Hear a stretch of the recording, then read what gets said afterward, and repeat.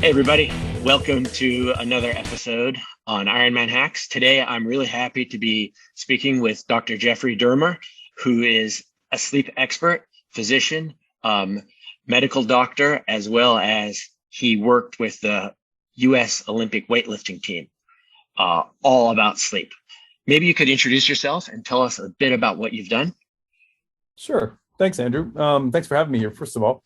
It's always good to talk to a new audience, and triathlon athletes are a sort of a new audience for me in some ways, but definitely talk to a lot of distance athletes. So this is a great avenue.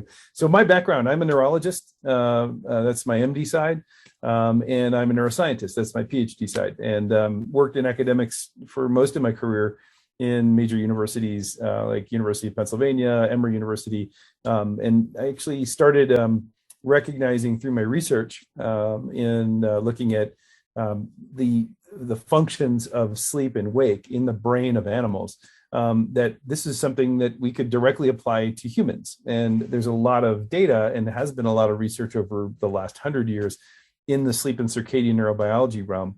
So my job as an MD PhD is to take things and translate them into practice. It's the bench to bedside construct.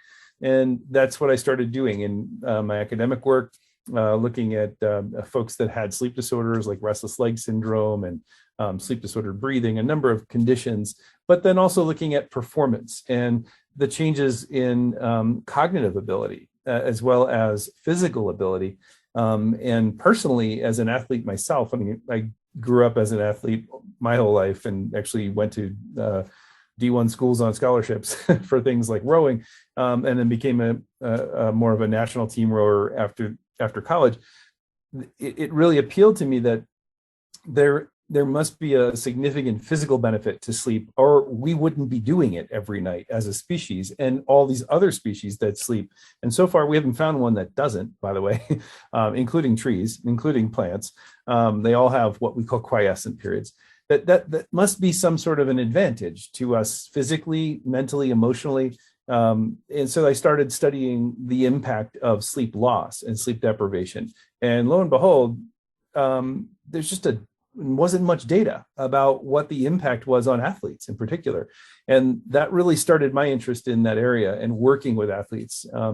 And while I was at Emory University, I had the opportunity to work with the Atlanta Falcons professional football team here in the US, and also with a number of other elite athletes in the swimming realm. My kids were all D1 swimmers and were on national teams and things in their days, and actually realized that a lot of their problems were related to their early wake up times and going to school and then having second practices in the afternoons and being sleep deprived. And so I worked with the coaches in the Dynamo Swim program in Atlanta, where we lived at the time, to really improve some of those metrics around sleep and wake. And lo and behold, we saw significant benefits, not just in the pool, but also in behaviors in high school kids, which was a major benefit. So it really got me interested in applying what we knew from the science into populations like athletes. And in the last few years, last 3 or 4 years now, I've been working with the U.S. Olympic team, in particular the weightlifting team that brought me in to help organize travel, but also to organize training programs that would accentuate wake-based performance drive within the brain and bodies of Olympic level athletes. And what we did this last year with the Olympics in Tokyo, and all the restrictions and limitations around being in Tokyo. In fact, they couldn't get into Tokyo. They couldn't stay in Tokyo after their games were done for 2 days. But also training in Tokyo was quite difficult. We actually developed a training camp in Honolulu, Hawaii, which was pretty much halfway between most of the United States and Tokyo, 5 hours from Tokyo, and around I guess it's 5 to 8 hours in the US, depending on time zone. It allowed us to create a camp where we could do circadian modulation to get people used to where they're going in Tokyo, as well as to extend their sleep and allow them to get the performance benefits of extended sleep, as well as circadian timing adjustment. As soon as they got into country, 2, 3 days, 4 days, 5 days before their event, they were already on Tokyo time. They were already training, eating, sleeping, and living on Tokyo time, which in Hawaii is very late. So having breakfast at 10 o'clock in the morning, your first workout of the day is at noon, your lunch is at 4 or 5, and then your workout in the evening ends at 9, and you have dinner between 9 and 11. So sounds really odd, sounds really off, especially, oh my God, I'm going to the Olympics. Why am I sleeping off my time? You're not. You're actually sleeping where you're going to be performing. And that's a concept that a lot of athletes could benefit from, and something that we develop based on the basic science and the data that we're getting from clinical real world studies with athletes in different sports. So I got interested from my natural interest in sports and the combination of science and sleep. That's really exciting stuff, because it's, being applied at the most elite level possible. And I guess with triathletes, you mentioned you've done some triathlon yourself, maybe back in the 80s. Yeah, back in the 80s. This gray beard is a real gray beard. It's not fake. Yeah, no, back in the day, after my rowing career, a lot of us rowers were just like, we're very much distance athletes. And so we all ran, we all had bikes, didn't know what to do with them. And we all could swim because, if you follow the boat and drown, it's not good. So we all had some swimming background. A lot of us were actually swimmers as well. And so we kind of naturally gravitated into the sport back in the 80s when it really wasn't as much of a sport as it is now. But certainly, brand new. Everybody knew about the triathlons in Hawaii, but that was about it. Right. Yeah. I've actually seen a whole bunch of rowers, professional rowers and Olympic level or national level rowers become triathletes. The most famous is Cam Wurf, who's like the best, one of the best, you know him, right? And then there's a new German guy who just came up, a new French guy, and a few other people I've seen who are all rowers. That's pretty cool. But anyway, back to triathletes. I think the typical situation, which is most triathletes, they're training 15 hours, 20 hours a week, maybe training really hard. And in a sport where, intensity and pain is recognized as, it's how painful was it? That's the metric for how good it was, right? And you can make it even more painful if you don't sleep. And if you wake up at 4 o'clock and you do everything and you go to sleep late, you do everything in the day, then you have your real job. And, I succumbed to this trap myself in 2019, where I was waking up at 4:20, doing an hour and a half workout, coming in back home, taking my daughter to school, going to my office, going, to swim squat at 7 p.m., not getting home till 9 o'clock, going to sleep at 9. And then it was just killing me. And I was really burning the candle from both ends. But I was doing all my workouts. I was meeting all my coach's plans. I was doing everything he had said. So that must mean it's the right way. Wasn't I right, or was I wrong? Yeah, of course. Well, your coach said so it must be right. Here's the problem that we have. And it's actually a cultural problem. It's not just a triathlete's problem. A lot of sports have this problem, and our culture is the reason. That you just look over the last 60 years, if you go back to the 1960s, there were businesses that were called something like 7-Eleven, which I think some of us probably know. Well, the reason it was called 7-Eleven is it opened at 7 a.m. and it closed at 11 o'clock at night. My grandparents were horrified by this concept. They're like, what are you talking about? Up to 11 o'clock at night? People should not be in stores at 11 o'clock at night. And that was their era, their thought process, that's absolutely wrong. That business will fail. Well, let's wind forward. What happened, probably in the 80s is when it really occurred. We became addicted to this ability to see things in the middle of the night with artificial light that were only available to us previously during the day.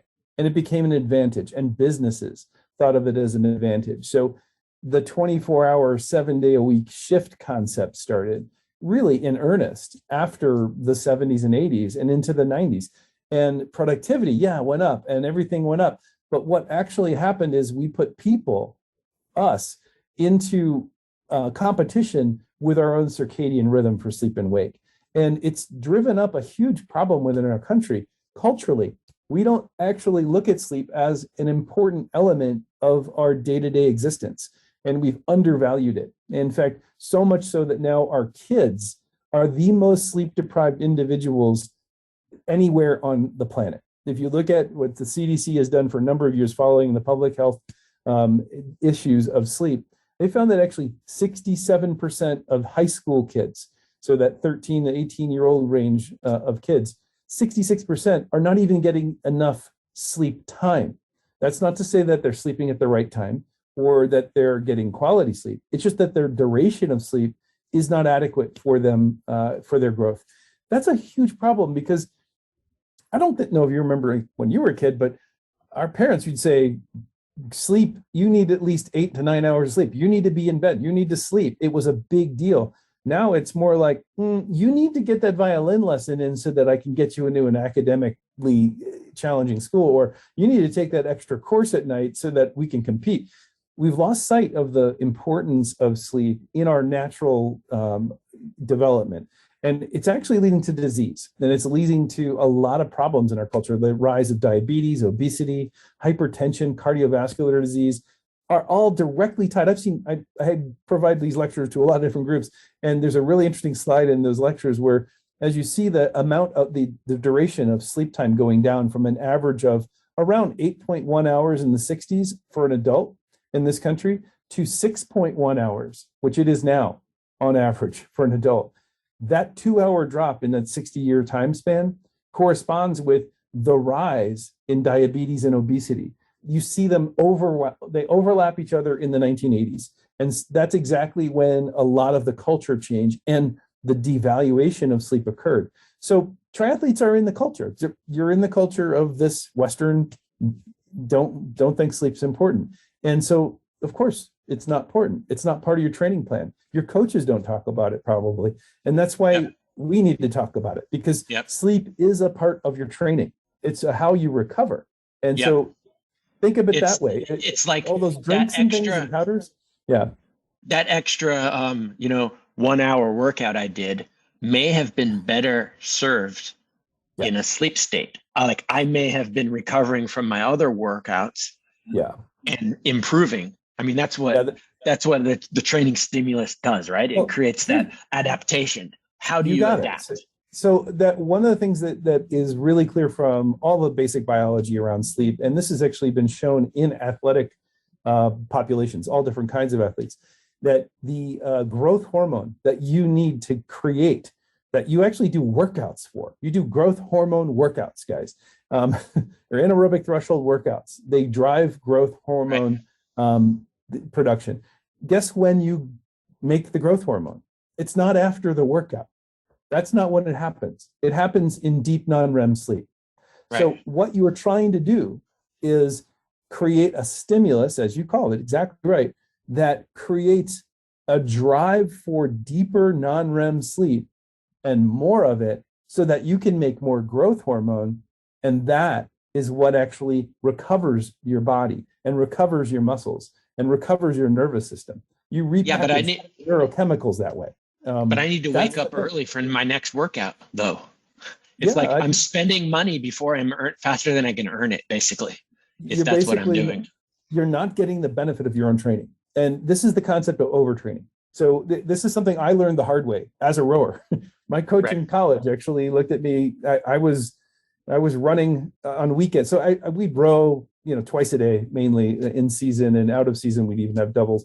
But that was not the difficulty, because we could work around schedules, and we'd have some days we're singles and we're lighter load versus heavier, depending on your type of workout. But on the weekends, we'd have our races on Saturdays, and you're supposed to be off on Sunday. And the idea of being off was, active recovery, stretching, yoga, something like that. We didn't have that back in the 80s. We didn't know about yoga as much as we do now. We didn't know about active recovery. So my active recovery was I went on 15-mile runs. And I loved going on long runs. And it was like a fun thing to do, to go for a 15-mile run. There was a quarry run I used to do. And a buddy would come sometimes, or I'd just do it by myself. My coach found out about this and almost threw me out of my boat. He's like, you are overtraining. You could be so much faster. You could be so much more useful to us if you would just not overtrain. And it was the first time I really heard a coach say that.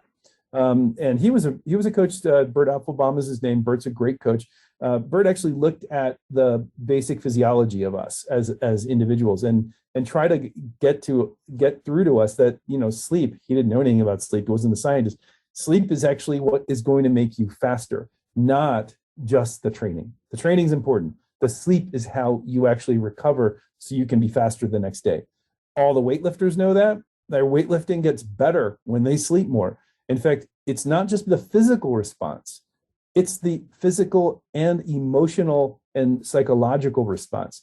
One of the things that's been shown from a lot of the more recent data, and this is something in weightlifting athletes in particular that I can reference, is that when people got enough sleep, and adequate sleep, or even a little more than adequate, we call sleep banking, they not only had more physical recovery, and you could do those metrics in terms of VO2, or you can do it from blood lactate, all kinds of different metrics.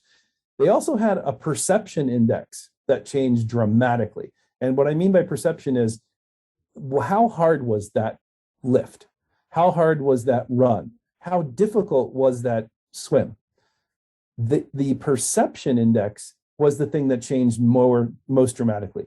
That I see. Even so mentally they felt they perceived it. The rate of perceived exertion went down. Exactly, so much lower. In fact, you see in a study that looked at recovery of sleep versus people not recovering sleep properly over the course of 2 months.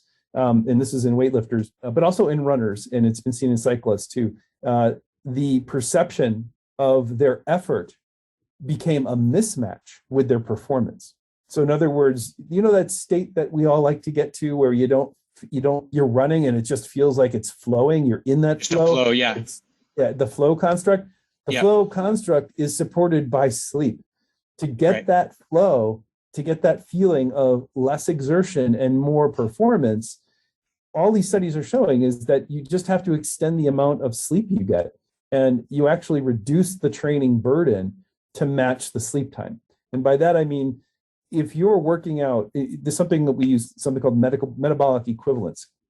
If you're doing a sport like bowling, where the metabolic equivalents are lower than a sport like triathlon or rowing or boxing, where it's quite high, the amount of sleep you need to generate the growth hormone and the other anti-inflammatory hormones called cytokines that occur at night is hours of difference. So the average person needs 7.5 hours. That's kind of the average we see. That's an average. You can go, some people are 6.5 hours, some people are 9.5 hours. That's the range. Less than 6.5, I don't believe you. And it's more than 9.5, there's a problem. So in that realm of sort of sleep times, you'll find people that, typically you'd sleep 7 hours, say. But if you went for a 15-mile run that day, you're going to need 8 hours to recover based on the metabolic output you just created. That actually has to be replaced at night. Repackage neurochemicals in your brain, repackage glucose, and actually make insulin and all the other things that have to occur at night. That actually is why you need more time in terms of your normal sleep. Now, when you talk about competition, it's even more. You need 2 hours for some sports, like triathlon. You need at least 2 hours over the normal non-athletic, what we call NARPs, non-athletic regular people. So you really have to look at this as a part of your training, and it needs to be scheduled. And that would be the thing I would tell all athletes, whether they're competitive, just starting, you got to schedule sleep as part of your training. If you leave it out. Basically, what we need to do is we need our coaches and we need our mentors to tell us this. I think they don't prioritize sleep in a way that nobody does, the sleep machismo thing. Right? So because triathletes use a certain software generally called Training Peaks, maybe you've heard of it. It's from Boulder. And you get a green square. Right. So you get a green square for every workout you complete, swim, bike, run within the prescribed time or effort or whatever. Now they need one for sleep. So it's like, did you get X number of hours of sleep last night?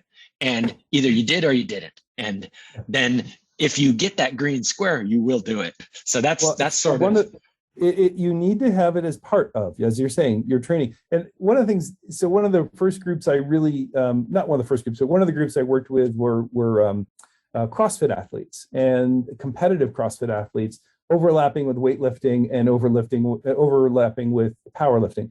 And the one thing that I think changed a lot of people's minds is we did a month-long challenge, which was I want you to write down your workouts, as you always do.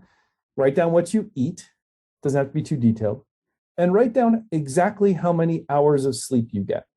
And we gave points for your workout, completing your workout, just like the app would do, for healthy choices in terms of food and recovery foods, and also reducing things like alcohol and caffeine. And we gave you points, or took away points, for sleep time. And if you didn't get, on average, a sleep time that matched what you said your average need was. And that's something that I think it was more educational about. The sleep part was something that nobody had thought about, that none of them had conceived of before. And the folks that actually paid attention to the sleep component in and of itself as the most important component, the other two components fell in line.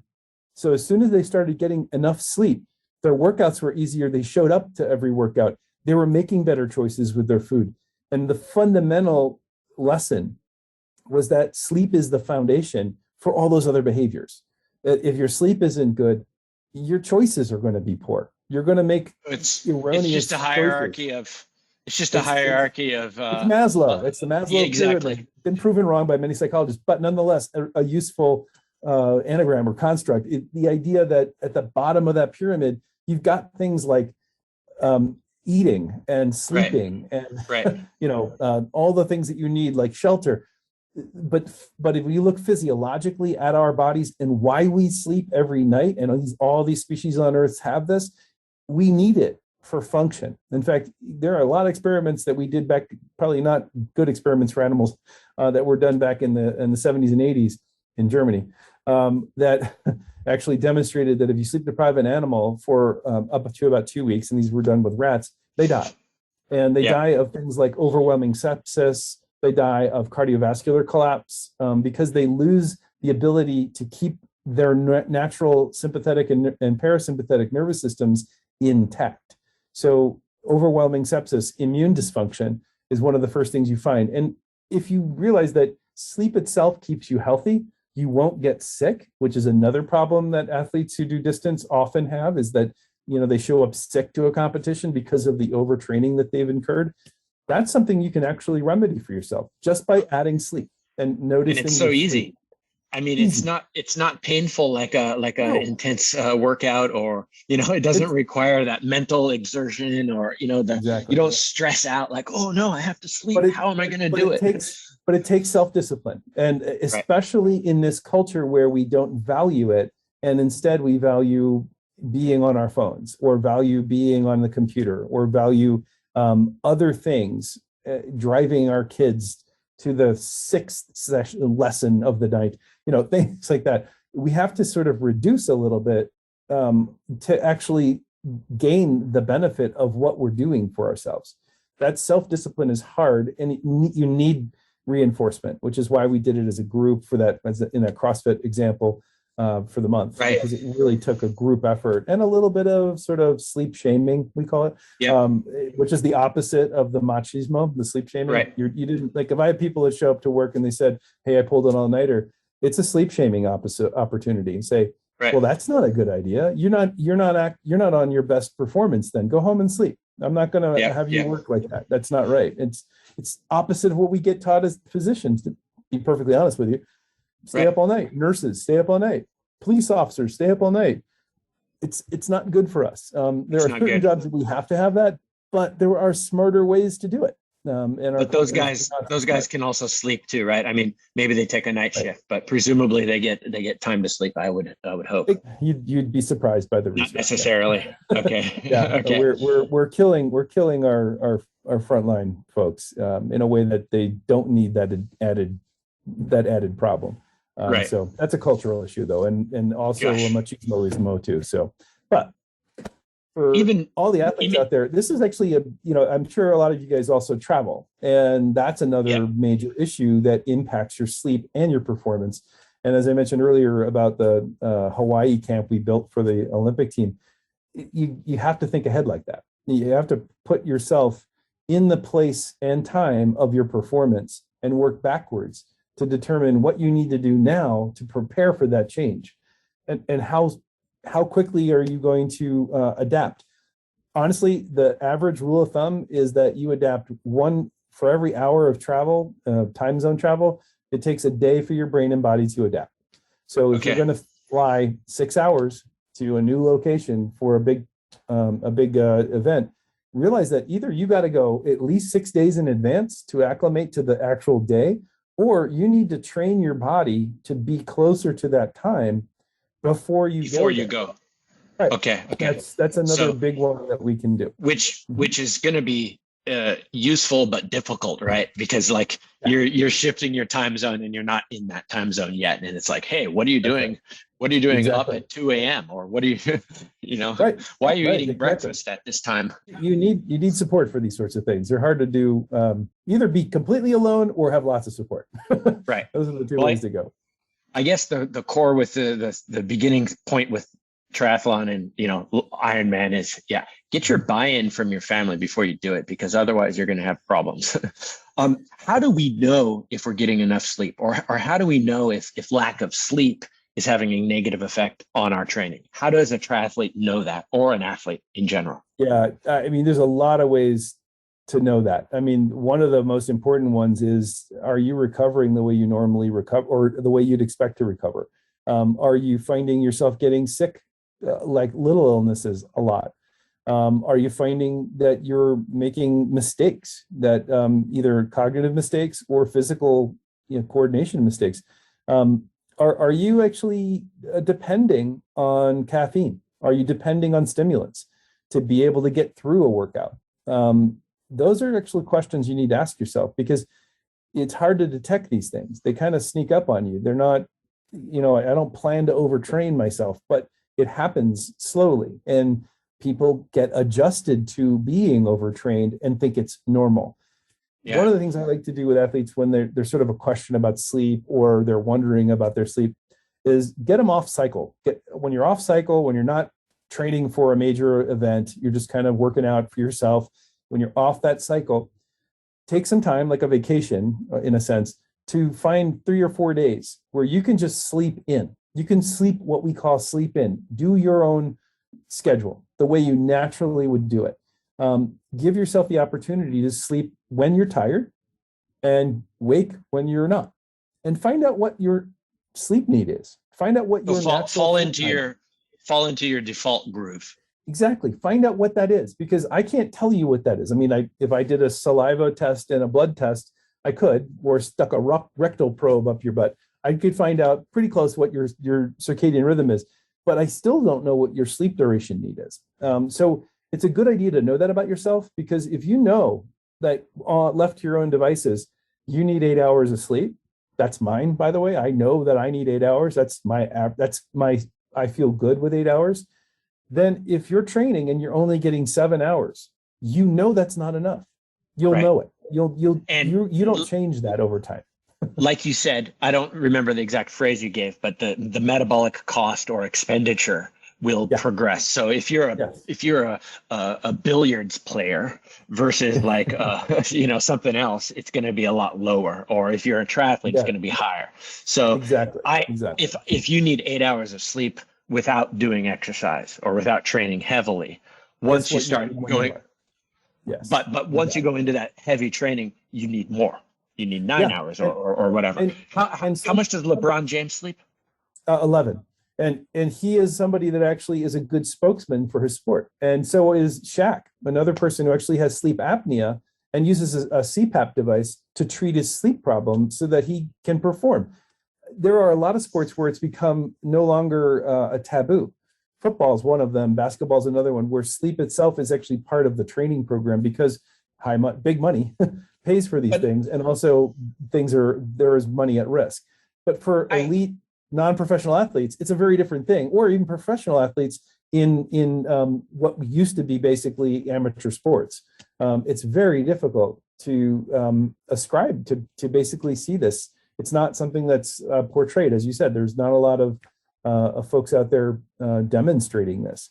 So we have to speak up. And actually, I started working with the weightlifting team, pretty much a non-professional sport in many ways. Actually, they call themselves the only Olympic garage sport because you train where you can. This is something that I think it's really important to understand, that sleep is not a monolith. It's not just a thing. It actually is a biological process. The three things it breaks down into for your own good to know this is the amount of sleep, duration of sleep, the timing of your sleep, when you sleep, and the quality of your sleep. And if any one of those three is off, your sleep is not good. It doesn't mean just getting more sleep is better. So you could have restless leg syndrome, which is 10% of some populations. You could have sleep disordered breathing, which is even more, like 15, 20% of some populations. These are things like snoring that you shouldn't ignore, because even more sleep with snoring is not good. It can actually cause cardiovascular risk, AFib risk, a number of other risk factors that will be a detriment to you physically and mentally and emotionally. So look at sleep duration as only one part of your sleep need. The other is when you sleep. If your sleep is irregular, something we call social jet lag these days, where people go to bed earlier and get up earlier on the weekdays and then sleep in or go to bed later on the weekends, that's just like traveling time zones every weekend. If you think about it, it's something called social jet lag, and it has a major impact on your body and your brain. And by the way, just because you sleep in on the weekends, you don't make up for that sleep loss during the week. In fact, the impact on your body and brain is there. You don't lose it. It doesn't go away. The impact is there. You feel better, but the physical stress of that sleep deprivation is not fixed by additional sleep on a weekend. It's only going to make you feel better. It's not going to actually make you better. So you really do need to change that, make the regularity, the timing of sleep a big part of your discipline. So simply adding a few hours of time, of duration, isn't going to make up for the lack of quality that you forgave the other 5 days of the week. Yeah, or the timing problem. So if you're off your timing, like you're randomly sleeping at times that are not regular, that's another problem that you need to address. So think about your sleep in those three spheres, and then if you can correct your duration and your timing. Those are behavioral. Those are discipline. You can actually find time in a schedule and make those happen.